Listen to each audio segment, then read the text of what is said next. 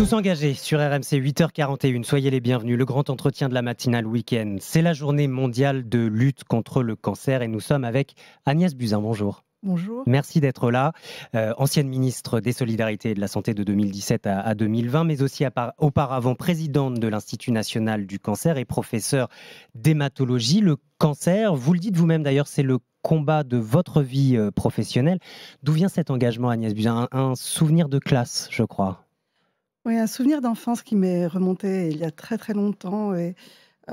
J'étais encore à l'école communale et ma voisine de classe, avec qui je partageais le bureau, un jour a disparu et au bout d'une semaine, la maîtresse est venue nous dire qu'elle était décédée, qu'elle était morte, qu'elle ne reviendrait plus à cause d'une leucémie.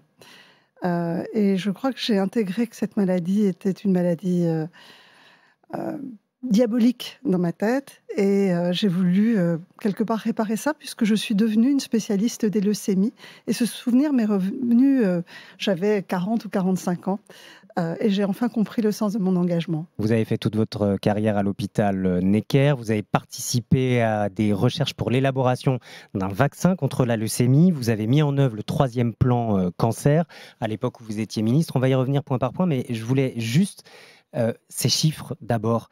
Pour un quart des Français, boire un peu de vin diminue le risque de cancer. Pour un cinquième des Français, fumer moins d'un paquet par jour ne représente aucun risque de développer un cancer. Pour plus de la moitié des Français, faire du sport permet de nettoyer les poumons et annule les effets du tabac. L'urgence, elle est peut-être là, combattre les idées reçues, Agnès Buzyn. Ah oui, l'urgence, en fait, et c'est la raison pour laquelle j'ai accepté de venir ce matin, c'est d'abord qu'il y a beaucoup d'espoir et que l'on peut prendre en main sa santé. On a moyen d'agir, on a moyen d'être autonome face à certains risques, mais encore faut-il les connaître. 40% des cancers sont évitables si l'on change nos habitudes, nos modes de vie. Exactement, 40%, c'est énorme. On a toujours l'impression que le cancer est une fatalité, ça l'est pour certains évidemment, mais nous avons quand même moyen d'agir. Le problème, c'est que nous ne sommes pas d'accord sur les constats, ou plutôt, beaucoup de gens ne sont pas au courant de la réalité des facteurs de risque. Le constat, il est fait par les scientifiques, et effectivement, les chiffres que vous avancez sont effrayants. Donc, sur le tabac, il y a une méconnaissance complète du risque. Beaucoup de gens pensent que fumer quelques cigarettes, ça n'est pas grave, alors que ce qui compte, ce n'est pas tant le nombre de cigarettes fumées, même si ça a un impact, mais la durée du tabagisme dans la vie. Donc, il faut rappeler qu'il est très important d'arrêter complètement de fumer. Au plus vite, au plus tôt. Au plus vite, au plus tôt. Par quelque moyen que ce soit, y compris le vapotage, qui commence à poser question. Il pose question, mais de toute façon, le risque est bien inférieur à celui du tabac.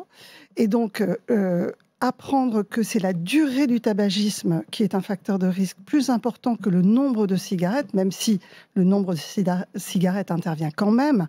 Donc ça, c'est une première information qu'il faut intégrer.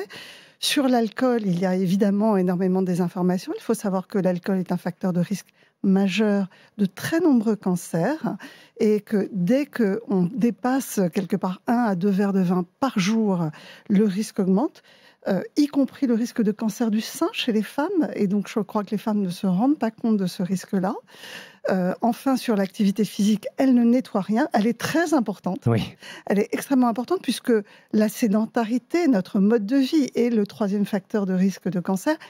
Pour autant, ça ne compense pas le fait d'avoir des facteurs de risque avérés. La prévention, urgence absolue, dites-vous, Agnès Buzyn, d'autant plus que le Covid a lourdement accentué les retards de diagnostic. La Ligue contre le cancer en France nous apprend ce matin que près de 93 000 diagnostics n'ont pas pu être établis rien que sur l'année 2020.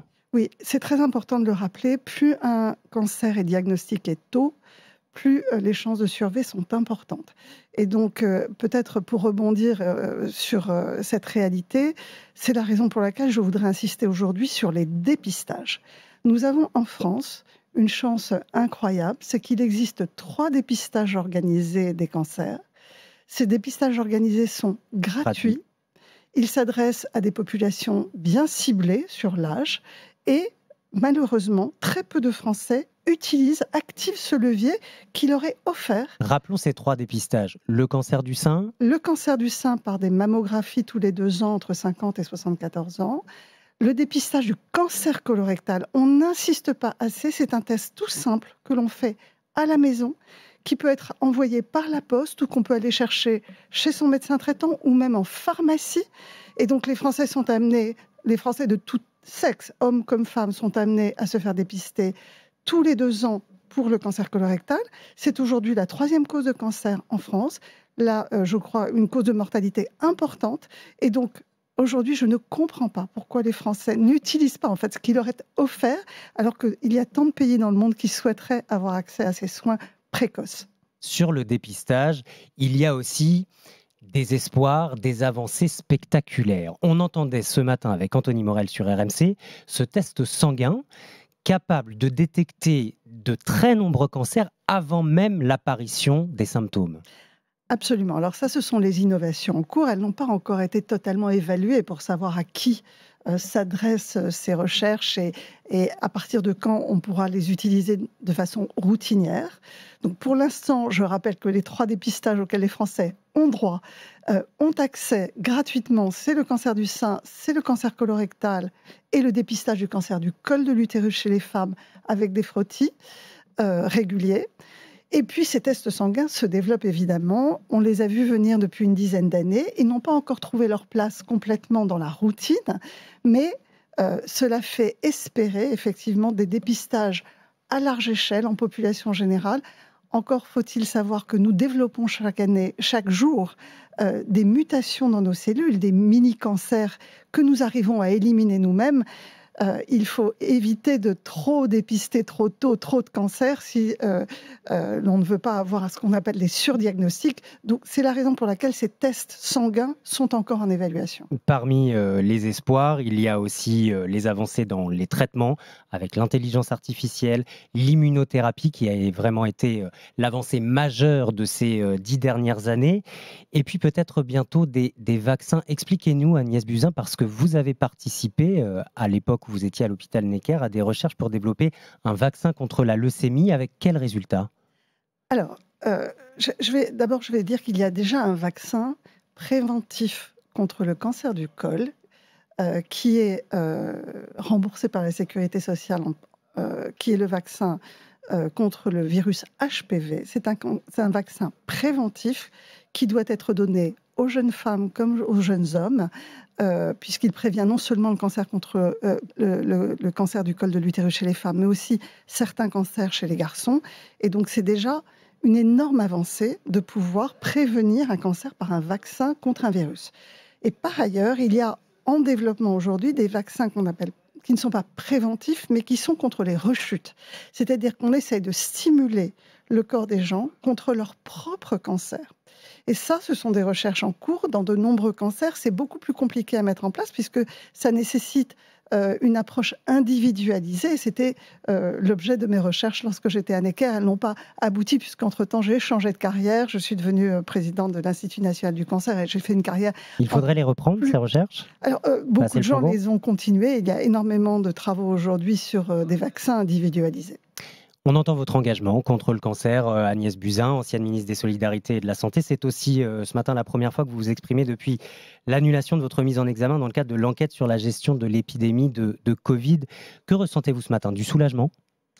Oui, bien sûr. Alors, je le dis toujours, je ne souhaite pas commenter les décisions de justice. La justice est passée.